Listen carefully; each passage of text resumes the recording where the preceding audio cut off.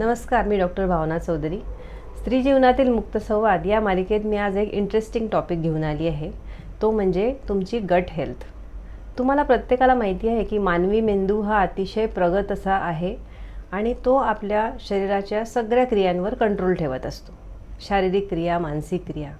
पण आता शास्त्रज्ञांना असं लक्षात येते आहे की या मेंदूलाही कंट्रोल करणाऱ्या किंवा बॅलन्स करणाऱ्या काही गोष्टी आहेत ज्या आपल्या पोटामध्ये म्हणजे आपल्या आतड्यांमध्ये आहेत.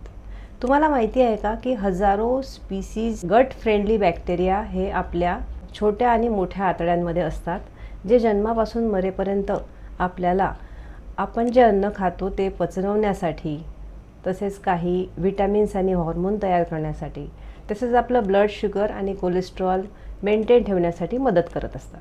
त्यांना आपण गट फ्रेंडली बॅक्टेरिया असं म्हणूया.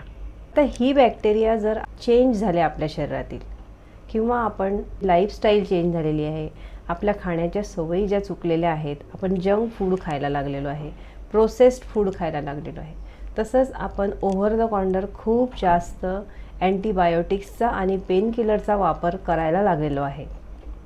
यामुळे काय होतं की जे नॉर्मल बॅक्टेरिया हजारोच्या तादादमध्ये आपल्या आतड्यांमध्ये असतात ते नष्ट होतात आणि ही नष्ट झाल्यामुळे जो बॅलन्स आहे तुमचा तो बिघडतो आणि हा बिघडलेल्या बॅलन्समुळेच जे नंतरच्या लाईफमधली जी लाईफस्टाईल डिसीजेस आहेत त्याचा इन्सिडन्स वाढण्यासाठी रिस्पॉन्सिबल असतात.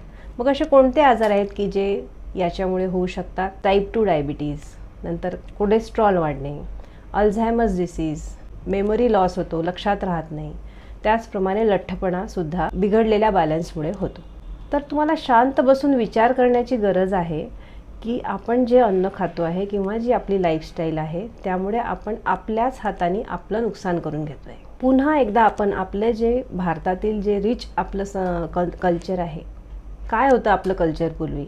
आपण सूर्योदय ते सूर्यास्त या दोनमध्येच अन्नग्रहण करायचो, कारण जेव्हा सूर्योदय किंवा सूर्यास्ताच्या मधला जो पिरियड असतो तेव्हा आपलं जे पचनक्रिया असते ती ॲक्टिव्ह असते. पण आता त्याला काही वेळ काळ राहिलेला नाही. त्यानंतर आपण जे अन्न खायचो ते सुद्धा आता संपूर्णपणे बदललेलं आहे. त्यामुळे आता हा हाय टाईम आहे विचार करण्याचा की आपण आपली गट हेल्थ मेंटेन ठेवायची आणि आपलं शरीर हेल्दी ठेवायचं, आजारापासून मुक्त राहायचं, फिट राहायचं.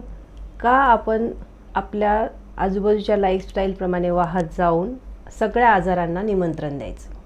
जेव्हा आपण खूप आनंदी होतो तेव्हा आपल्या मेंदूमध्ये काही न्यूरोकेमिकल्स म्हणजेच एंडॉर्फिन सिक्रेट होतात, ज्यांना आम्ही हॅपी हॉर्मोन्स असं म्हणतो.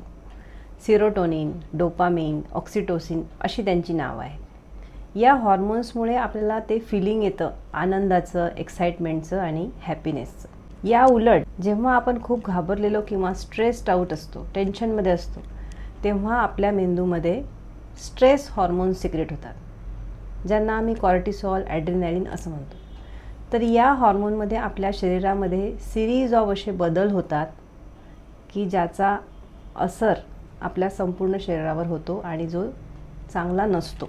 तसंच आपण जे अन्न खातो ते अन्न काय खातो आणि त्याची वेळ काय असते खाण्याची याचाही आपल्या शरीरावर परिणाम होत असतो. आता ह्या तिन्ही गोष्टींचा विचार केला तर हॅपी केमिकल्स किंवा हॅपी हॉर्मोन्स आहे त्यांची आपल्याला खूप गरज असते. त्यातला जो सर्वात महत्त्वाचा आहे तो म्हणजे सिरोटोनिन. हा सिरोटोनिन हॉर्मोन्स हा 90% आपल्या गटमध्ये म्हणजे आपल्या आतड्यांमध्येच तयार होतो. तर जेव्हा आपल्या डायजेस्टिव्ह सिस्टीम म्हणजे आपली पचनक्रिया ही हेल्दी नॉर्मल राहील, त्यांच्यामध्ये नॉर्मल हेल्दी बॅक्टेरिया राहतील, तेव्हाच ॲडिक्वेट अमाऊंटमध्ये सिरोटोनिन सिक्रेट होईल.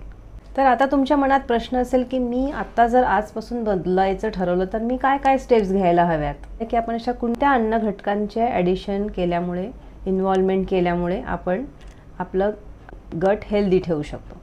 तर सर्वात महत्त्वाचं आहे ताक किंवा बटर मिल्क किंवा दही, ज्याला आपण योगर्टसुद्धा म्हणतो, ज्यामध्ये यीस्ट नावाचे बॅक्टेरिया असतात जे आपले गट फ्रेंडली बॅक्टेरिया आहेत.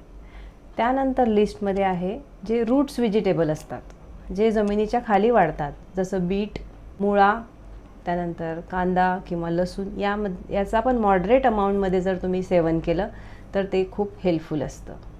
होल ग्रेन्स म्हणजे साल न काढलेल्या ज्या अख्ख्या उसळी असतात ज्यांना मोड आलेलं असतं, तो पण एक इम्पॉर्टंट सोर्स आहे.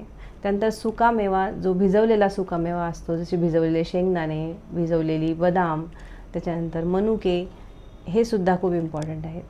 तुम्ही जे सॅलड किंवा सूप घेतात त्याला तुम्ही हनी म्हणजे मध आणि ज्या सीड्स असतात, टरबुजाच्या बिया किंवा काकडीच्या बिया असतात, त्यांचं ड्रेसिंग करून तुम्ही डाएटमध्ये ॲड केलं तर तो पण एक सोर्स इम्पॉर्टंट आहे. त्यानंतर ग्रीन टी हा एक इम्पॉर्टंट सोर्स आहे. आणि आपल्या आयुर्वेदामध्ये सांगितल्यानुसार शतावरी आणि अश्वगंधा यांचासुद्धा वापर तुम्ही करू शकता. तर आपण डिटेलमध्ये कव्हर केलेलं आहे की तुमचं गट हेल्थ कशी नॉर्मल राहील आणि त्यामुळे तुमचं मानसिक हेल्थ पण कशी नॉर्मल राहील. हा व्हिडिओ तुम्हाला कसा वाटला हे नक्की कमेंट बॉक्समध्ये सांगा आणि जास्तीत जास्त तुमच्या ग्रुप्स आणि फ्रेंड्समध्ये शेअर करा आणि चॅनलला सबस्क्राईब करायला विसरू नका.